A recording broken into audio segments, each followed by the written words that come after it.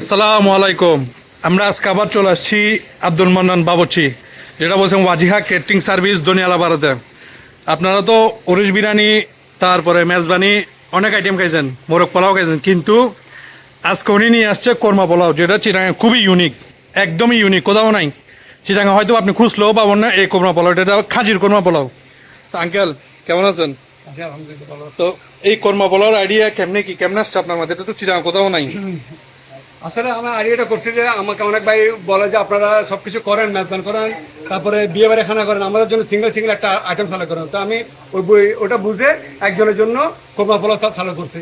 এত রিজনেবল প্রাইসে এত কম দামে কোরমা পোলাও আপনার পোষাচ্ছে কেমনে? আমি আসলে সবকিছু করি, তো আমি একজন বাবুর্চি মানুষ, আমি চেষ্টা থাকি যে মানুষকে ভালো কিছু খাওয়াবো, কম দামের ভিতরে খাওয়াবো, এই চিন্তাধারা নিয়ে আমি করতেছি।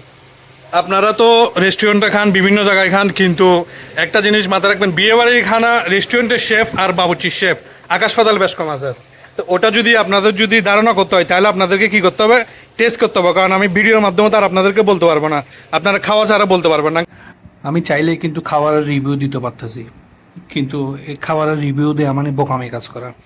কারণ ভাই একটা জিনিস বুঝলাম না, রেস্টুরেন্টের শেফ আর বাবুর্চি রান্না আকাশ পাতাল বেশ কম, এর তুলনাই হয় না। নেবার বাবুর্চির রান্নার সাথে আপনি রেস্টুরেন্টের রান্না কখনোই তুলনা করতে পারবেন না। এটা আপনাতে খেয়ে তারপরে আপনি বুঝতে পারবেন যে কি বাবুর্চির রান্না কি জিনিস। ভাই মাটির চুলার রান্নার সাথে আপনি গ্যাসের চুলার রান্না কখনো কম্পেয়ার করতে পারবেন? প্রশ্নই ওঠে না। গেল আপনার ওই অ্যাড্রেসটা একটু। আমার অ্যাড্রেস হচ্ছে ওয়াজিহা ক্যাটারিং সার্ভিস, দনিয়ালা পাড়া, চট্টগ্রাম।